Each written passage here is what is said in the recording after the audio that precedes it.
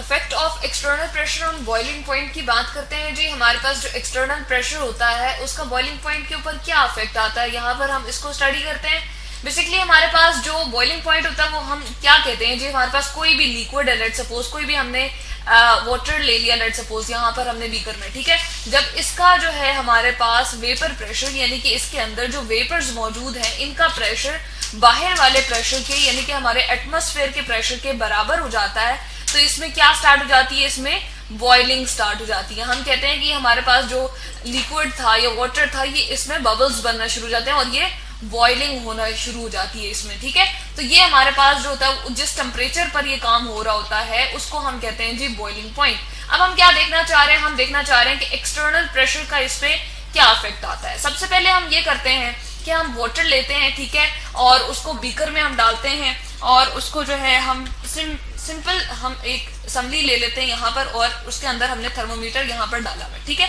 और इसका हम टेम्परेचर देखते हैं। लेट्स सपोज हमने हीट किया है इसको और यहाँ पर इसका टेम्परेचर है जी 70 डिग्री सेंटीग्रेड। डिग्री सेंटीग्रेड बिल्कुल इस तरह से हमारे पास टेम्परेचर का यूनिट है, जिस तरह हम आटा या चीनी घर में लेकर आ रहे हैं तो हम कहते हैं 5 किलोग्राम है, 10 किलोग्राम है, इसी तरह से टेम्परेचर के लिए हम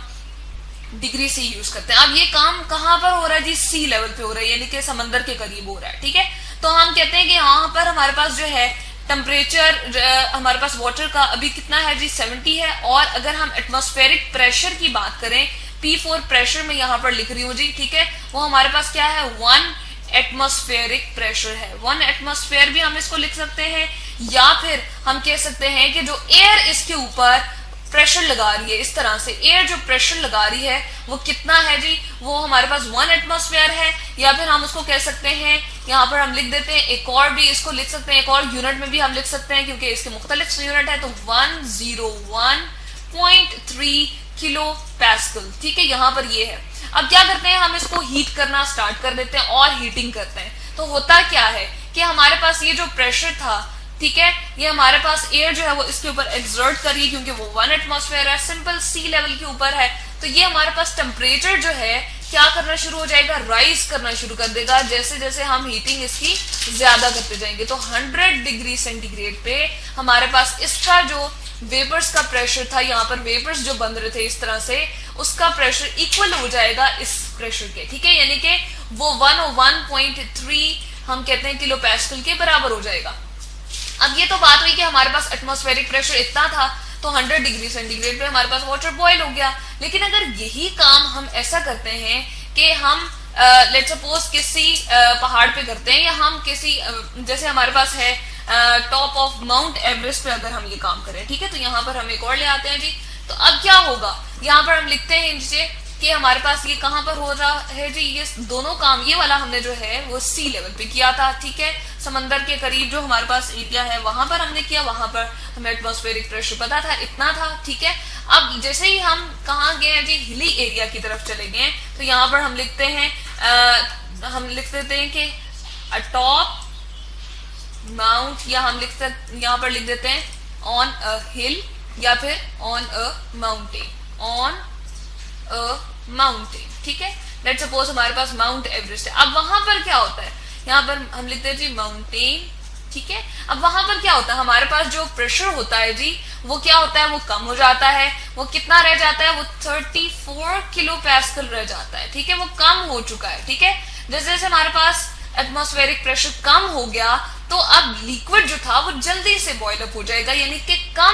बहुत कम टेम्परेचर हमें देना पड़ेगा और फौरन से हमारे पास जो है वो बॉयल अप हो जाएगा। तो यहाँ पर जो बॉइलिंग है वो हमारे पास 70 डिग्री सेंटीग्रेड पे क्या होगी जी, स्टार्ट हो गई। यहाँ पर हम लिखते हैं जी हमारे पास बॉइलिंग किस टेम्परेचर पे स्टार्ट होगी है, 70 डिग्री सेंटीग्रेड पे, यहाँ पर हम लिख देते हैं। अब ये देखें टेम्परेचर हमने बहुत कम दिया है, ठीक है, लेकिन हमारे पास जो है बॉइलिंग बहुत जल्दी स्टार्ट होगी। उसकी वजह क्या है, उसकी हमें क्या पता चलती है कि हमारे पास जो प्रेशर था माउंट एवरेस्ट पे या हमारे पास माउंटेन पे प्रेशर, एटमॉस्फेरिक प्रेशर कम हो गया है,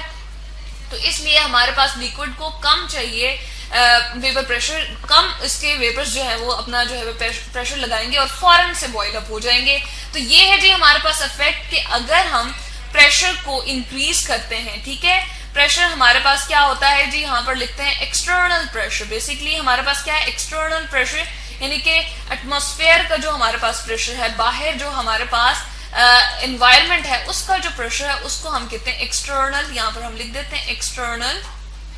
प्रेशर। ठीक है, एक्सटर्नल प्रेशर जैसे जैसे हमारे पास इंक्रीज करता है, ठीक है, या हम चले बात कर देते हैं डिक्रीज करता है, एरो से इस तरह से शो कर रही हूं, तो हमारे पास क्या होता है जी, हमारे पास जो है हम लिखते हैं जो हमारे पास बॉइलिंग पॉइंट है या हमारे पास जो बॉयल होने का एक टेम्परेचर होता है किसी भी लिक्विड का, वो क्या हो जाता है, वो भी कम हो जाता है। तो हम लिख सकते हैं यहाँ पर बॉइलिंग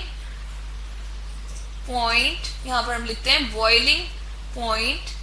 क्या हो जाएगा, वो भी हमारे पास कम हो जाएगा। तो एक्सटर्नल प्रेशर का और बॉइलिंग पॉइंट का हम कहते हैं आपस में बिल्कुल हमारे पास डायरेक्ट रिलेशन है। ठीक है, एक्सटर्नल प्रेशर ज्यादा होगा तो हमारे पास हम कहते हैं कि ये ज्यादा था एक्सटर्नल प्रेशर इससे एज कंपेयर टू ये हम कहें तो हमारे पास ये प्रेशर कम है और ये वाला प्रेशर ज्यादा है, तो ज्यादा प्रेशर पे बॉइलिंग पॉइंट बीपी से मैं यहाँ पर शो कर रही हूँ जी, ज्यादा है वाटर का या किसी भी लिक्विड का ज्यादा होता है अमूमन, और यहाँ पर प्रेशर हमारे पास एक्सटर्नल प्रेशर कम हो गया तो बॉइलिंग पॉइंट भी हमारे पास कम हो जाएगा। तो ये है जी हमारे पास effect of external pressure on boiling point, कि जैसे जैसे हम एक्सटर्नल प्रेशर देखते हैं कि डिक्रीज हो रहा है तो हमारा बॉइलिंग पॉइंट भी कम हो जाता है, वाटर हमारे पास या कोई भी लिक्विड जो है वो जल्दी बॉयल अप यूजुअली हो जाता है। ठीक है, और जल्दी से उसके वेपर्स बन जाते हैं और वो कम टेम्परेचर पे हमारे पास जो है वो क्या होता है, बॉयल अप हो जाता है। तो यही वजह है कि जो है हम देखते हैं कि बहुत सारे जो मरी और हिली एरियाज होते हैं वहां पर हमारे पास जो फूड होता है वो अच्छे तरीके से कुक नहीं होता,